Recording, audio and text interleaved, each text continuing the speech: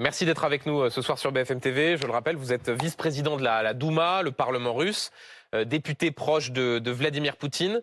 Ça y est, le tsar est réélu sans opposition ni campagne. Pas une surprise, hein.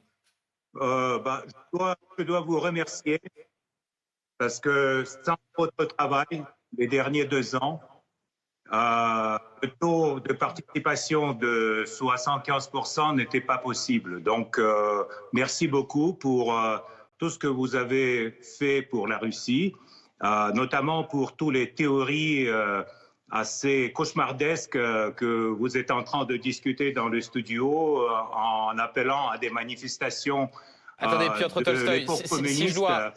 Donc, vous avez que les spécialistes de l'époque communiste sur la Russie, c'est dommage. Attendez, et Piotr Tolstoï, on vous donne la parole. On vous donne la parole ce soir. Attendez, juste Monsieur Tolstoï, si vous me permettez, vous dites merci. Qu'est-ce que vous insinuez? Qu'au fond, c'est parce que les pays occidentaux décryptent ce qui se passe depuis l'agression russe en Ukraine qu'il y a ces chiffres de participation et ce score aujourd'hui en Russie, c'est ça? Parce que nous, on a fait, on décrypte. C'est grâce à votre politique, à l'absence de la souveraineté de l'Europe et à la politique des États-Unis du soutien du régime néo-nazi ukrainien, c'est que le peuple russe a compris que c'est une guerre de survie et en fait, il s'est rendu aux urnes avec les taux de participation records. Je vous rappelle, 75%, c'est beaucoup quand même pour la Russie. Et on a vu aujourd'hui la queue devant l'ambassade russe à Paris,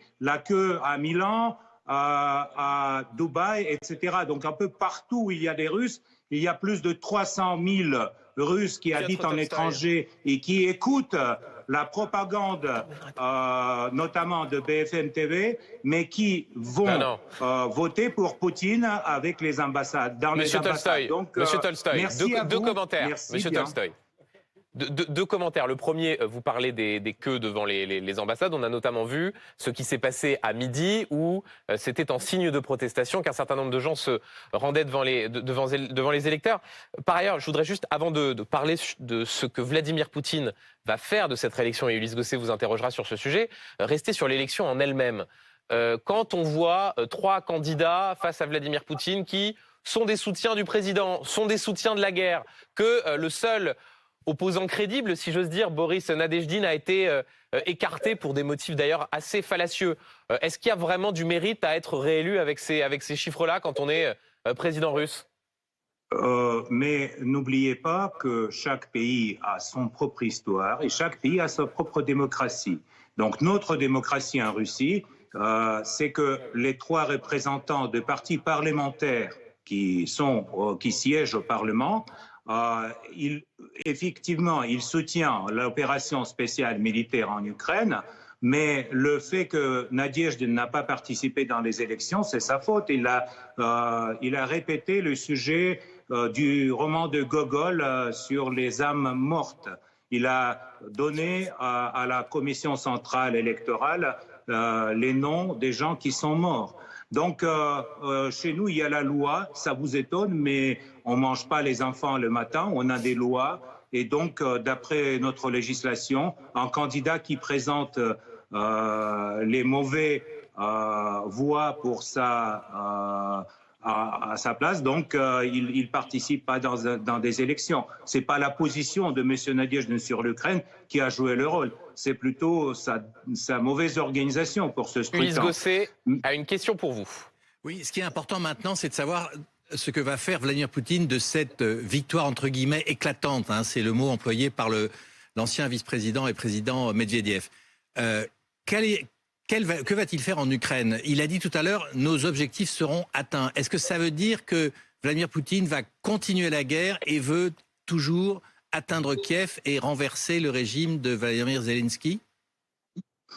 Vous savez, Ulysse, la question, c'est que le but de l'opération spéciale que vous appelez la guerre, si vous voulez, on peut dire la guerre parce qu'aujourd'hui, tous les pays de l'OTAN participent dans cette guerre et aujourd'hui, les civils dans une ville Belgorod sont morts à cause des missiles européens qui ont été fournis aux Ukrainiens. Donc les Ukrainiens n'ont pas le déficit de missiles, ils les envoient sur les civils. Mais vous inquiétez pas, la guerre va continuer parce qu'on va aboutir à nos buts, donc c'est dénazification et démilitarisation de l'Ukraine.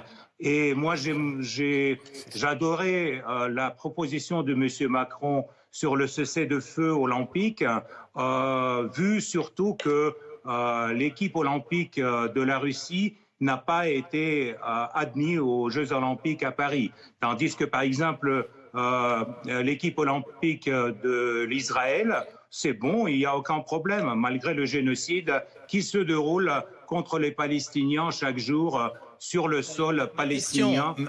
Piotr Tolstoï, monsieur le vice-président de la Douma, ma question c'était de savoir... Ma question c'était de savoir si Poutine allait continuer la guerre avec objectif Kiev ou bien la prise d'Odessa. Est-ce que c'est ça maintenant l'objectif compte tenu du résultat ? Compte tenu du résultat, Ulysse, moi je peux vous dire ma propre avis, mon propre volonté, c'est continuer jusqu'à la frontière polonaise. Odessa, avec Légion étrangère, on sera ravis. Donc l'idée du président Macron d'envoyer Légion étrangère à Odessa, c'est génial. Comme ça a été le cas pour les chars français qu'on a brûlés lors de désastres offensifs ukrainiens de cet été. Le problème, c'est que vous sentez que vous êtes en train de perdre cette guerre et vous êtes en panique en cherchant une solution. Pour les Français, le rhétorique de Macron sur l'envoi des légions étrangères à Odessa, ça a le prix aussi, parce que quand ils vont revenir en cercueil couvert par le tricolore, je ne crois pas que les Français seront contents. Piotr Tolstoï, vous faites référence aux propos du président de la République sur la possibilité d'envoyer des troupes au sol, même si, dit-il, il ne le souhaite pas et il ne sera pas à l'initiative. Quand vous dites il y a des soldats qui vont rentrer dans des cercueils avec un drapeau tricolore, c'est quoi? C'est une menace que vous envoyez au président Macron? C'est la réalité, c'est le sort de tout l'équipement de l'OTAN et tous les soldats de l'OTAN qui aujourd'hui sont en Ukraine. Je peux vous donner les chiffres si vous voulez, si ça vous intéresse. Je ne sais pas, que le dernier temps, en Ukraine, il y avait en général, durant ces 2 ans, 13 000 mercenaires, dont 356 Français et dont 147 ont été tués. Et c'est marrant comment on fait espèce de légalisation de ces pertes en racontant aux gens qui sont morts sous l'avalanche dans les montagnes ou que les officiers étaient dans un hélicoptère qui a tombé à Miami. Donc ça, c'est ce qui se passe aujourd'hui en Ukraine. Nous sommes bien au courant de la participation étrangère. Ça nous ne fait pas peur, donc ça peut-être excite un peu l'opinion publique en France, mais ça va terminer par les cercueils à Orly, et je crois que pas Macron qui va les accueillir là-bas dans l'aéroport. Il faut quand même le dire. Pour l'instant, la Russie n'a pas gagné la guerre et l'Ukraine résiste à l'invasion russe, il faut le dire.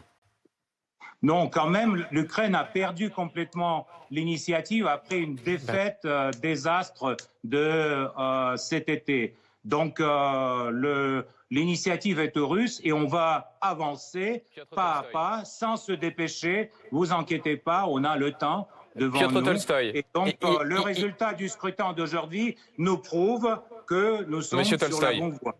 Il y a quelqu'un sur ce plateau qui veut vous poser une question. Bernard Guetta, c'est un député européen proche d'Emmanuel Macron. Très simple. Moi, je connais Bernard, oui. Oui, nous nous connaissons. Puisque vous aimez les chiffres, est-ce que vous pourriez nous rappeler combien il y a aujourd'hui de soldats russes sur le territoire ukrainien, c'est-à-dire d'un pays souverain que vos armées ont envahi? Bernard, vous voulez un chiffre exact des soldats russes sur le territoire d'ex-Ukraine? C'est un secret militaire, Bernard. Je peux vous dire seulement que les Ukrainiens ont perdu environ 400 000 personnes lors de l'opération spéciale durant 2 ans. 100 000, c'est à peu près ça? Vous poussez les Ukrainiens à une résistance absolument sans perspective. Vous, en élargissant l'OTAN. Mais vous les envahissez, monsieur Tolstoï. Vous les envahissez. Les soldats en Ukraine, vous les massacrez. On va augmenter leur nombre, Bernard. Vous inquiétez pas, on a encore des soldats. Merci Piotr Tolstoï d'avoir réagi sur la télévision française qui donc vous donne la parole. Donc ici, il n'y a pas de propagande, on essaye de raconter ce qui se passe dans votre pays. Oui, une fois chaque 6 mois, je suis Non, d'accord. plus que ça. Merci beaucoup Piotr Tolstoï. La liberté triomphe sur la télé française. Oui. Comme la vérité. Je ne suis pas certain qu'il y ait la même liberté sur la télévision russe, mais justement, je me tourne vers vous.